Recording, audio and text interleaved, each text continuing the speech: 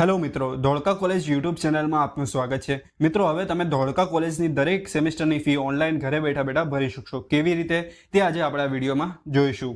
મિત્રો, કોલેજ દ્વારા એક એપ્લિકેશન બનાવાઈ છે જેમાં દરેક વિદ્યાર્થીઓને આવનાર સમયમાં કોલેજને લગતી માહિતી, વિડીયો લેક્ચર્સ, અગત્યની નોટિસો જેવી અનેક માહિતી મળશે। તેમજ એક વેબસાઇટ કે જ્યાંથી દરેક વિદ્યાર્થીઓ પોતાની કોલેજની જે તે સેમેસ્ટરની ફી ઓનલાઈન ભરી શકશે। આમ કોલેજ એપ્લિકેશન તેમજ વેબસાઇટ ધોળકા કોલેજ દ્વારા બનાવવામાં આવી છે। એપ્લિકેશનને લગતી માહિતી આપણે નેક્સ્ટ વિડીયોમાં જાણીશું। આ વિડીયોમાં આપણે જોઈશું કે વિદ્યાર્થી પોતાની જે તે સેમેસ્ટરની ભરવાની થતી ફી ઓનલાઈન ઘરે બેઠા બેઠા કેવી રીતે ભરી શકશે।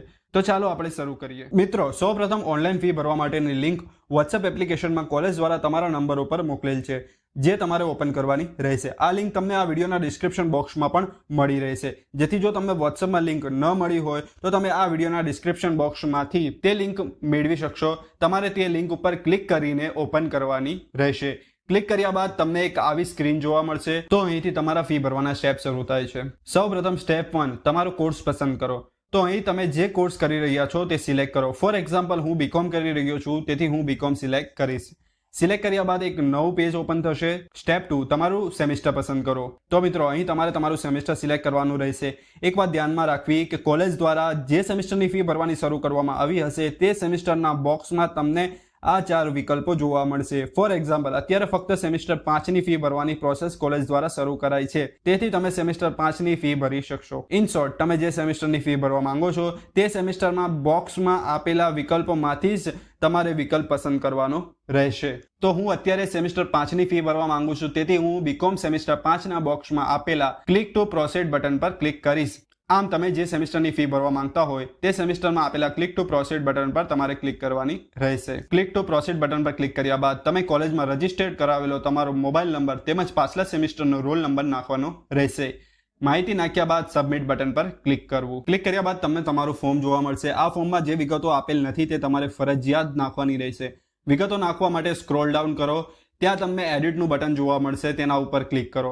એડિટ બટન પર ક્લિક કર્યા બાદ તમને આ રીતે એક ફોર્મ જોવા મળશે। તેમાં સૌપ્રથમ એનરોલમેન્ટ નંબર કે જે તમને તમારી માર્કશીટમાં મળી રહેશે, ત્યારબાદ mother name, father mobile number, પિતાનો વ્યવસાય, વાર્ષિક આવક, તમારી જાતિ, મેરિટલ સ્ટેટસ, કેટેગરી, સબકાસ્ટ, જન્મનું સ્થળ, જન્મ તારીખ, minority, permanent address, temporary address, village, તાલુકો, district, pincode, state, nationality, student email, Aadhaar card number, આ બધી વિગતો તમારે ફરજિયાત નાખવાની રહેશે। ત્યારબાદ એજ્યુકેશનલ ડિટેલ્સમાં તમારે યુનિવર્સિટીની આવેલ પાછલા સેમેસ્ટરની માર્કશીટની માહિતી અહીં નાખવાની રહેશે, જેમાં pass year, pass month, seat number, total marks, obtain marks અને રિઝલ્ટ પાસ છે કે ફેલ તે માહિતી અહીં નાખવાની રહેશે। આ બધી માહિતી તમારી માર્કશીટમાં મળી રહેશે। એજ્યુકેશન ડિટેલ્સ નાખ્યા બાદ અહીં તમારે તમારું બ્લડ ગ્રુપ તેમજ નીચે બેંક ડિટેલ્સ નાખવાની રહેશે। ત્યારબાદ તમારે તમારો પાસપોર્ટ સાઇઝ ફોટો તેમજ સિગ્નેચરની ઇમેજ ફાઇલ અપલોડ કરવાની રહેશે।